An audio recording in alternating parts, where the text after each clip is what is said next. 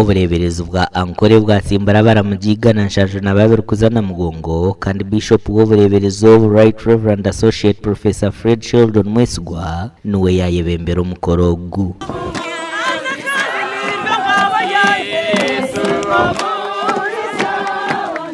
Orugendo rwawe ro kuzana mugongo rwegekeroha Mukama kandi omwesije nawe ari yarushikiriza akwebembera muhanda mubase kugira amagara marungi obundi mutarwara obundi piki emotoka obugari obundi abashuma obundi bishikirizi Mukama rahanga base kubebembera.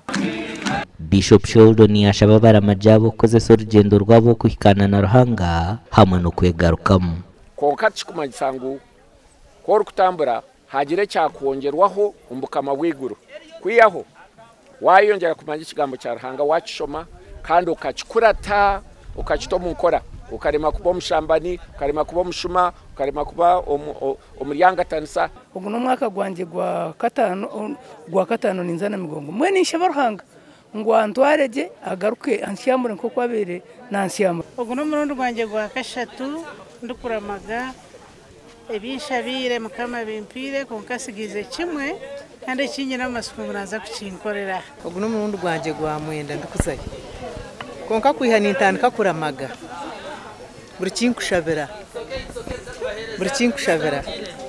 n'inkitunga.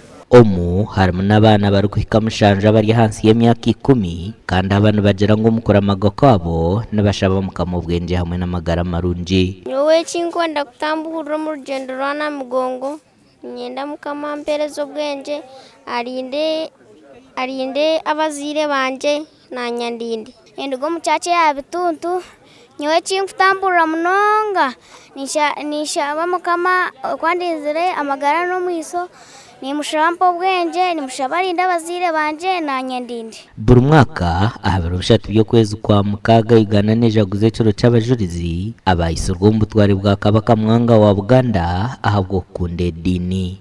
Omugani makuru omugambirizi w'ekitongore cya polisi cyo kujananiza ubwa habyiruka yaranjere mhande y'abaramaje barabe nubakozesa nko muringo gumwe go kubasa kubaho bukumi ubwe babana borekero kuzaguze cyo cy'abajuruza hari na mugongo eryabo bonna abalamazi oba abatandise okubanga batambula kisokerwako nti kikulu nnyo okutambulira mu groups muleme ate okusigala okutambula omuntu ng'omu oba babiri oba basatu nedda naye mwekwatenga groups wona wemuva musoke mulyoke mutambulire mu groups kino kijja tuyamba nga abasirikale okutegeera groups ezo kubanga muri banji ate nafe ate nekita tukoya okutambula n'abantu abatonotono. Esabiteje nubwo abaramaje kurwo mu nshonda zitari zimwe na zimwe hamwe n'amahanga gatari gamwe na gamwe okwetorora ensiyona bari kutekatekwa kutambura ubwe bari korekerera na mugongo no bamwe batandikire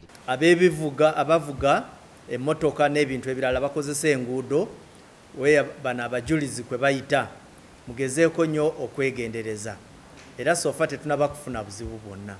Ekyokubiri is that